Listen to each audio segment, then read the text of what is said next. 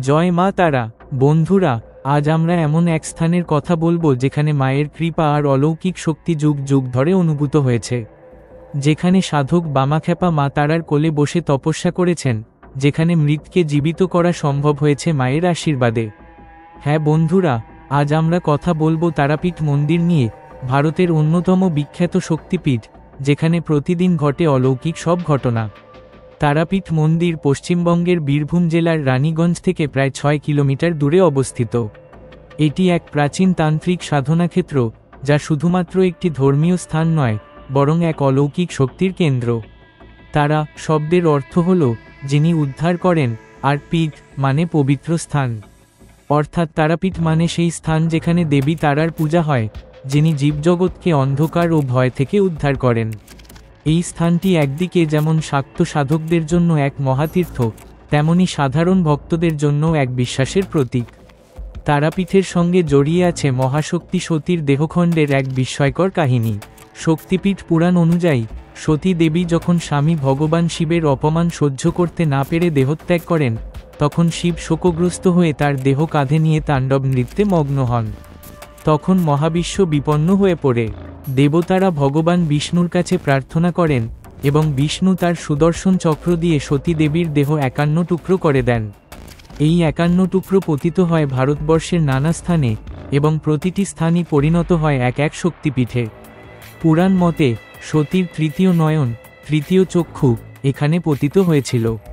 তাই এই স্থানেই দেবী তারা রূপে পূজিত হন, আর শিব পূজিত হন অক্ষয়নন্দ নামে ভৈরব রূপে। তারাপীঠে যিনি পূজিত হন, তিনি মহাতারা, দেবী কালী বা তারার এক ভয়ঙ্কর তবু করুণাময় রূপ। পুরাণে বলা হয়েছে, যখন ভগবান শিব বিষপান করে মহাসমুদ্র মন্থনের পর অচেতন হয়ে পড়েন, তখন মা তারা শিবকে কোলে নিয়ে স্তন্য পান করিয়ে বিষের প্রভাব নিবারণ করেন। তাই দেবী তারার রূপে মা কালীকে দেখা যায় এক মাতৃরূপে, যিনি শিবকে উদ্ধার করেন। এই মাতৃত্বই তারাপীঠের মূর্তি ও সাধনায় প্রধান বৈশিষ্ট্য। তারাপীঠের দেবী মূর্তিকে দেখা যায় কালো বর্ণ, 4 হাত, গলায় কপালের মালা, বাম কোলে শিব এবং মুখে করুণার ছায়া। এই মূর্তি কোনো শৌখিন শিল্প নয়, বরং এক জীবন্ত প্রতীক, মা ও সন্তানের সম্পর্কের প্রতীক। ইতিহাসবিদদের মতে, তারাপীঠ মন্দিরের আদিরূপ গড়ে ওঠে প্রায় 17তম শতাব্দীতে। তখন বীরভূম অঞ্চলে রাজত্ব করতেন রাজা নারায়ণ রায়। রাজা তারাপীঠে এসে দেবী তারার অলৌকিক দর্শন পান। দেবীর নির্দেশে তিনি এখানে একটি পাথরের মন্দির নির্মাণ করেন। পরবর্তীকালে মন্দিরটি সংস্কার করেন স্থানীয় জমিদার রামচন্দ্র রায় ও জগন্নাথ রায়। বর্তমান মন্দিরের গঠন, যা টেরাকোটার অলঙ্করণে ভরপুর, তা 19তম শতকের। ছোট হলেও এই মন্দিরের ভেতরে প্রবল শক্তির অনুভূতি পাওয়া যায়। মন্দিরের ছাদে ও দেয়ালে আছে দেবদেবীর নকশা, পুরাণ কথা ও তান্ত্রিক প্রতীক। তারাপীঠের ইতিহাস মানেই সাধক বামাখ্যাপার কাহিনী।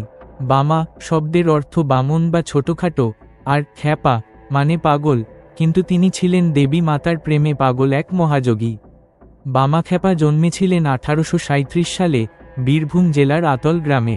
শৈশব থেকেই তিনি মায়ের প্রতি গভীর ভক্তি অনুভব করতেন। যখন তিনি তারাপীঠে এসে পৌঁছান, তখনই তার অন্তরের শক্তি জেগে ওঠে। তিনি মন্দিরের পিছনের শ্মশান এলাকায় বাস করতেন। এই স্থানটি মায়ের সাধনার কেন্দ্র। রাতের অন্ধকারে চিতার আগুনের পাশে বসে তিনি জপ করতেন, জয় মা তারা, জয় মা তারা। লোকমুখে আছে, একদিন মা তারা নিজেই বামাখ্যাপার সামনে আবির্ভূত হন, তাকে কোলে নিয়ে আশীর্বাদ করেন। তার অলৌকিক ক্ষমতা এত প্রবল ছিল যে মৃত মানুষকেও তিনি জীবিত করে তুলতেন বলে জনশ্রুতি আছে।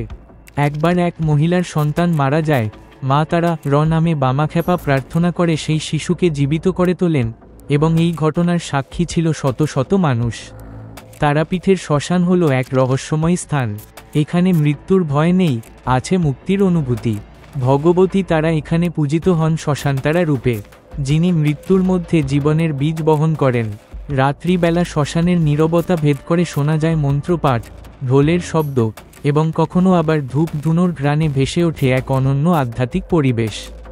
সাধকরা এখানে করুণাময়ীর কৃপা লাভের জন্য তপস্যা করেন। তান্ত্রিক মতে এখানে সাধনার ফল অত্যন্ত দ্রুত লাভ হয়, কারণ এখানে জীবনের ও মৃত্যুর সীমারেখা মুছে যায়। তারাপীঠ মন্দিরে বহু অলৌকিক ঘটনার সাক্ষী হয়েছে মানুষ। কেউ বলেন মায়ের চোখের দৃষ্টি মাঝে মাঝে নড়ে ওঠে, আবার কেউ বলেন মন্দির থেকে ভক্তদের নাম ধরে আশীর্বাদ উচ্চারিত হয়।